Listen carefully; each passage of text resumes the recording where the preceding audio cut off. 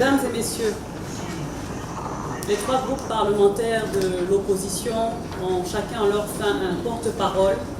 Je suis aujourd'hui porte-parole du collectif d'opposition parlementaire, Yasmina Ouenien, députée de Cocody. Notre conférence de presse, en ce jour du 4 juillet 2019, se tient dans des circonstances empreintes d'une exceptionnelle gravité.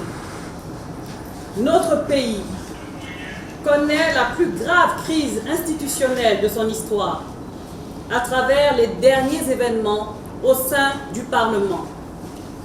En effet, une succession inédite d'actes en violation flagrante des textes et règlements de l'Assemblée nationale ont plongé le Parlement ivoirien dans une posture des plus cocasses, aussi bien au niveau national qu'international.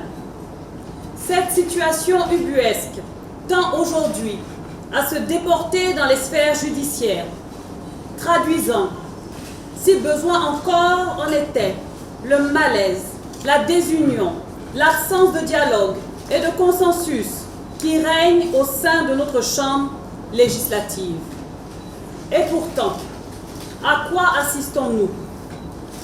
Alors que les lois de notre pays sont ouvertement et arrogamment violées, que les travaux parlementaires et la mission de représentation du peuple sont constamment et outrancièrement entravés, il nous est malheureusement donné de constater que certains de nos collègues parlementaires francophones venus du monde entier dans le cadre de la 45e session de l'Assemblée parlementaire de la francophonie semblent cependant s'en accommoder, voire même les cautionner, malgré toutes nos protestations, dénonciations et revendications légitimes. Devons-nous encore rappeler à tous ces députés et sénateurs délégués présents dans notre pays pour ces assises que l'élection le 7 mars 2019 du président de l'Assemblée nationale s'est faite au mépris de la résolution du bureau de notre institution qui exigeait un bulletin unique et non des bulletins multiples.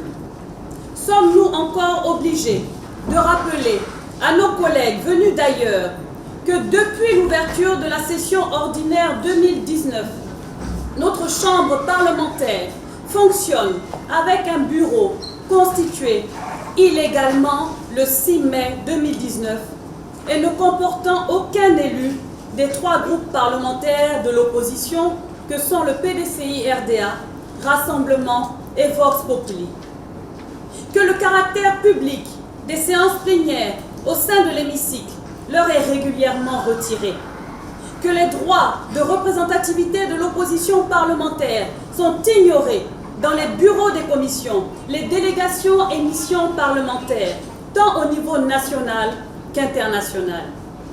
N'oublions pas que certains députés, membres de la section ivoirienne de l'Assemblée parlementaire de la francophonie elle-même, dont les mandats courent pourtant jusqu'en décembre 2020, se sont vus frauduleusement remplacés au sein de cette organisation interparlementaire par des collègues exclusivement issus du parti au pouvoir. Ne faisons donc pas l'autruche, mesdames et messieurs. Ne nous voilons pas la face. Notre système politique, que l'on nous disait pourtant débarrassé de tout archaïsme et anachronisme avec la nouvelle constitution de 2016, est en péril. La séparation et l'équilibre des pouvoirs, les libertés publiques élémentaires, le respect des lois et même de la plus fondamentale d'entre elles, la Constitution, sont régulièrement bafoués par le pouvoir RHDP du président Alassane Ouattara. Hélas, cette crise institutionnelle sans précédent vient s'ajouter à une crise socio-économique aiguë qui mine nos populations, toutes couches sociales confondues, depuis plus de 7 ans. Les besoins les plus élémentaires des habitants de notre pays, à savoir la santé, l'éducation et le travail, peinent encore à être garantis. On en vient malheureusement comme si cela ne suffisait pas, à leur faire perdre le sommeil, en leur imposant des conditions plus onéreuses d'accès à l'état civil, à l'identité, aux listes électorales et finalement à l'exercice même de leur droit de vote. Ces décisions ou manœuvres louches, pour ne pas dire loufoques, n'honorent en tout cas ni l'équité, ni la justice et surtout pas la démocratie. Le cri de notre peuple ostracisé ne mérite-t-il pas considération? Nous disons que trop, c'est trop. Oui, c'est dans ce contexte que la mobilisation de l'opposition parlementaire, des partis politiques et de la société civile ivoirienne devient vitale pour la consolidation de l'état de droit, pour une réelle prospérité partagée entre les Ivoiriens, mais surtout pour le pardon et la réconciliation. Cette mobilisation collective, selon la maxime du « un pour tous et tous pour un », est à notre avis la première condition du salut de notre nation. Ce régime n'écoutera qu'une opposition véritablement rassemblée dans un cadre consensuel, celui que nos groupes parlementaires entendent désormais construire en association avec tous les partis politiques de l'opposition.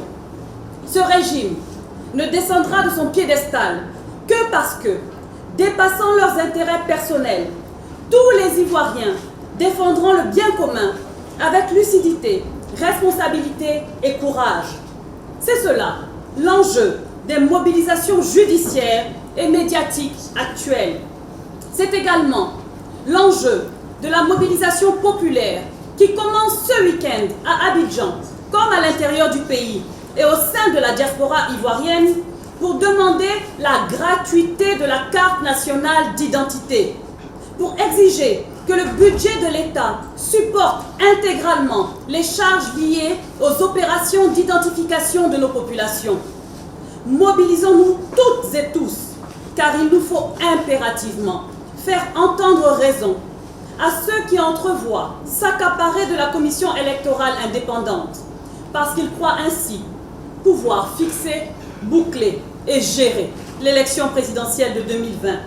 Faire entendre raison à tous ceux qui refusent de respecter les lois régissant nos institutions, alors même qu'il ne saurait y avoir de réelle liberté publique sans loi juste.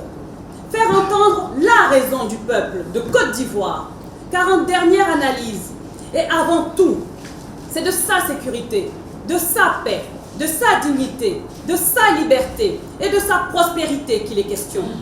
Nous en appelons donc à toutes les bonnes volontés du Parlement ivoirien, de la classe politique ivoirienne, de la société civile ivoirienne.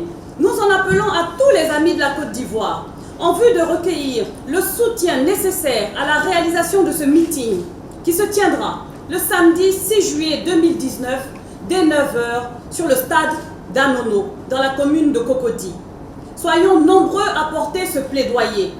Nous sommes convaincus que cette première activité sera la preuve du consensus national qui rehaussera notre pays et lui épargnera d'inutiles tragédies. Rendons-nous donc tous samedi 6 juillet 2019 au meeting de l'opposition politique pour la renaissance démocratique de la Côte d'Ivoire, fait à Abidjan le 4 juillet 2019 pour les groupes parlementaires de l'opposition. Je vous remercie.